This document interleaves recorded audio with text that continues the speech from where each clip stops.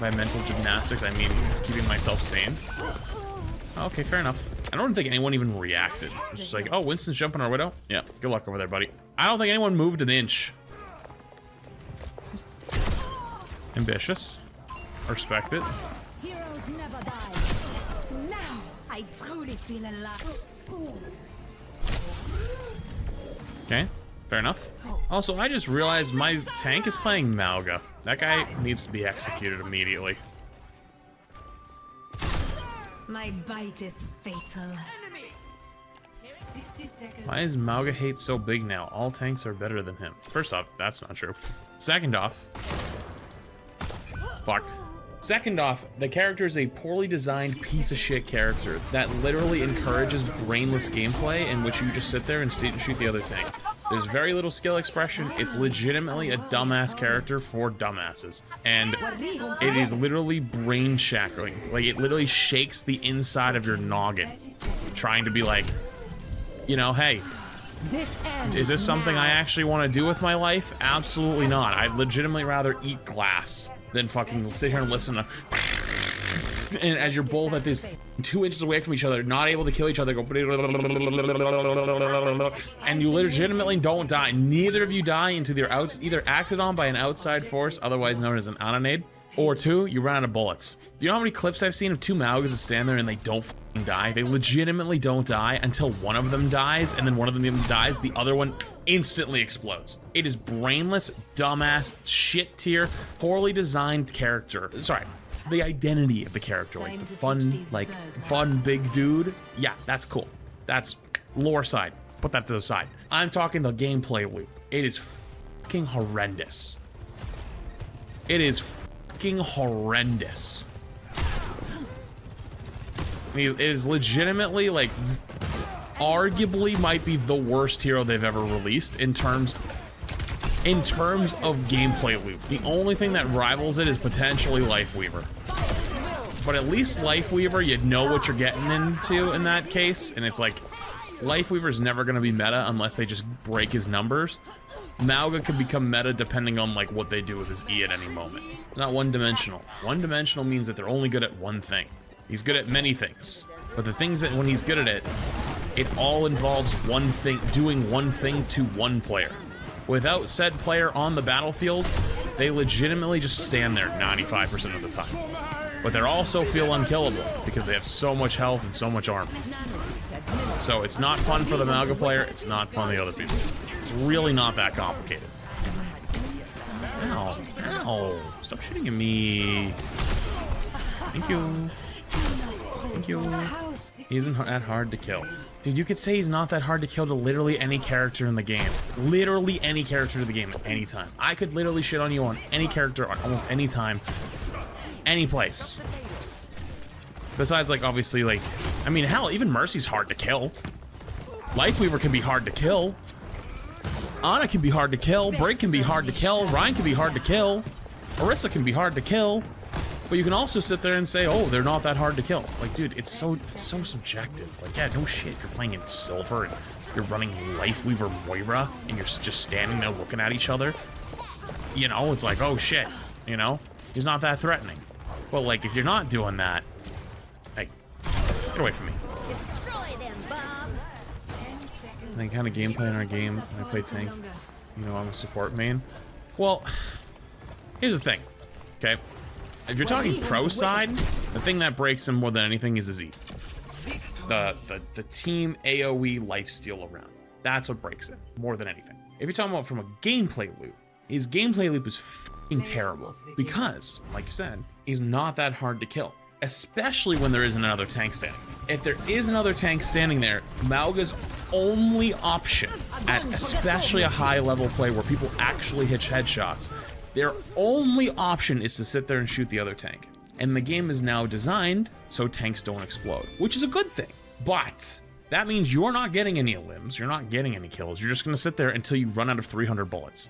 And then once you run out of your 300 bullets, you just die. That's it. So you gotta hope that within the span of you going, haha, of that 300 bullets, you A, don't get antied, and B, your team whittles them down enough that you win something. Because then if you get to finish your reload, and you start shooting them again, yeah, you ain't dying. Like, that fight just goes on so long that somebody on their team has died. So, why is that shit? Because as the tank player, there's nothing else you can do. If you choose to shoot at the enemy team, like other players, you'll die. That's it. You just dead. That's it. I mean, recommend, you have to literally go back to the drawing board for a character like Mauga. I'm not a hero designer. I'm not gonna sit there and make you a whole new hero. First off, I ain't getting paid for that. Second off, I don't have experience with that. But I do have experience sitting there and looking at the actual loop that currently exists in front of me, telling me why it does fit or why it doesn't fit.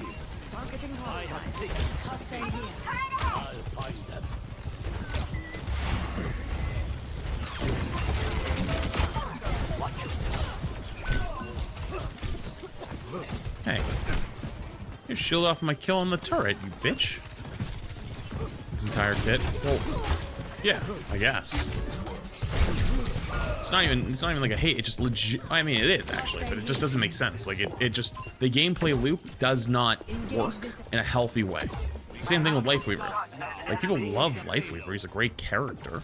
But you're gonna really sit there and look me in the eyes and tell me Lifeweaver's a good character? No. You know exactly what he's there for. He's there to just be a heal bot. That's fine. That's totally fine. I think it's totally fine to have a heal bot character like that.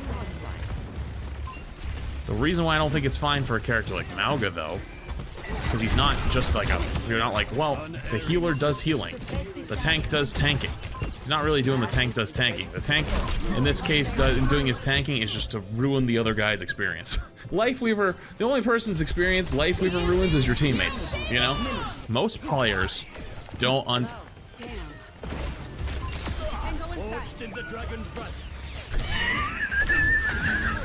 Most players don't understand how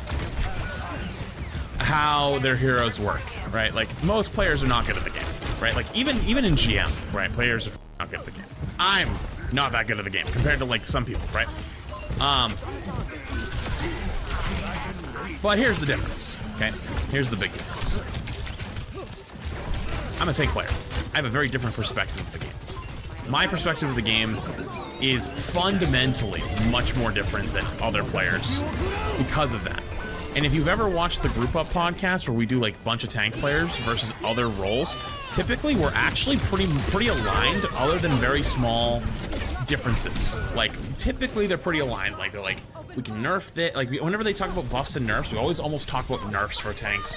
We always talk about, like, the way the game is played in a very similar manner, which is very different from the other roles where they kind of just, like, almost, like, kind of complain about the tank existing, but not, like, how they work with it, right? And so, the reason why Lifeweaver isn't a great hero is because his biggest ability all circles around the pull. And what is pull, right? It's an ability that keeps your teammates from making mistakes 90% of the time. 99% of the time, right? So, the ability is basically a bailout button. Very rarely is it actually being used as a proactive ability, it's a reactive ability. And Overwatch, almost always to its core, has worked better when abilities are proactive as opposed to reactive. Some abilities can be reactive, such as Beat, Transcendence. And that's why for the longest time we used to have something called defensive ults. And basically, when you played on a game, and let's say it was like they have a minute to attack you, it's for the draw, you'd always pick as Lucio or a Zen or whatever, and you'd be like, oh my god, you know, we need to have a Lucio or a Zen, we need a defensive ult, right? Like, we need a defensive ult. It was a big thing. Now you don't even care anymore, because like Lamp exists, Kiri exists, hell, Mercy almost in a sort of a way used to be almost like a defensive ult because just the res saving one pick would be huge, right? There was so many things. And Lifeweaver's reactiveness also pairs with the fact that they don't know how to play the game. Like, I'm not saying delete Lifeweaver. Mauga should be deleted for sure, but not Lifeweaver. I just don't think he's a good character. That's it, and that's why. You know, no offense to Frito, but honestly, I think Frito has probably turned a lot of people away from the whole 5v5 thing recently, just from like how he's acting about it. Like, very aggressive. Like, you guys are all rose-tinted glasses. You know nothing. Because, like, I actually sort of agree with some of his points, but the way he frames it has kind of ruined it for, at least for me. Because, like, there's no way the way I look at it is like this, right? Every streamer every player seems to be somewhat kind of annoyed right now. Hell, even remember like back in like season 6 when I was talking about how the game doesn't feel fun? I was like one of the first people who really said, hey guys, this doesn't feel very good anymore. A lot of people are like, shut up, shut the fuck up, Fletch. You don't like it, just quit. A lot of those people that I remember very vividly, like that were like super outspoken, those people, I see them actually pop up sometimes on like my Twitter feed, and now they're actually hardcore complaining, and like all of their tweets are like complaining about things, and I'm like, why don't you just quit, brother? Like I've thought about it a few times, just responding like, why don't you just quit? Yeah, it's a very complicated conversation with a lot of history. Exactly. The thing is, I don't believe in like that level of coincidence. There's no way every streamer and every player is all feeling this immense burnout at the exact same time, and that everyone is just like, you know, we've all been playing for just a little too much. Brother, we played Overwatch 1 for years, like the dead period for 2 years with like almost no updates. And it's like, yeah, there was a few things that kind of kept people going, like the hope for Overwatch 2 and, you know, stuff like that. But like, there's no way that everyone's feeling the same way at the same time, and that's a coincidence. That's bullshit. There's no way. It's not true. That doesn't happen. Right? So that's why I think it deserves a bit of a better conversation. That's all. I just think it deserves a better conversation. That's my whole stance, is I just want a better conversation. That's all. Sup, dude? Sucks to be you. Sucks to be me. Sucks to be me. You're still using the Q-time argument, which is funny, considering a dev said Q-time had nothing to do with the change. I think it's one of those cases kind of where it originally was not why they made it, but now it's actually kind of integral. It's like one of those things where you like set out to accomplish a goal and then accidentally discover like a really good benefit while accomplishing that goal, and then the new goal almost becomes the benefit of what you accidentally found, you know?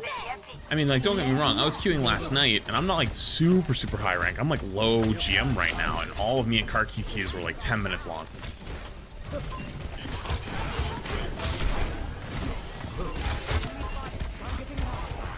Granted, maybe more people are playing tank because of the changes. That's, I guess, a possibility.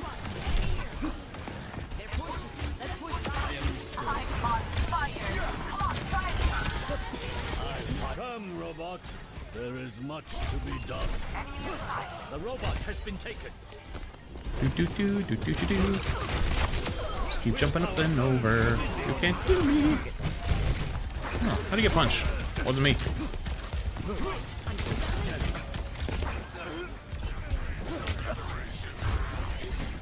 Yeah, but I don't think there's been a massive influx of tank players in low GM all of a sudden because of that. Has there? I mean, at most, I would assume it went from like the 12% it was at before to maybe back to 20 best case scenario.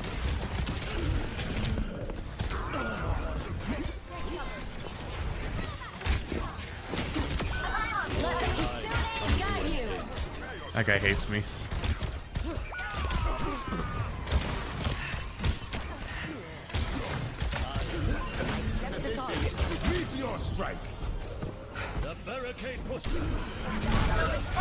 Well, that wasn't good. Team defeat.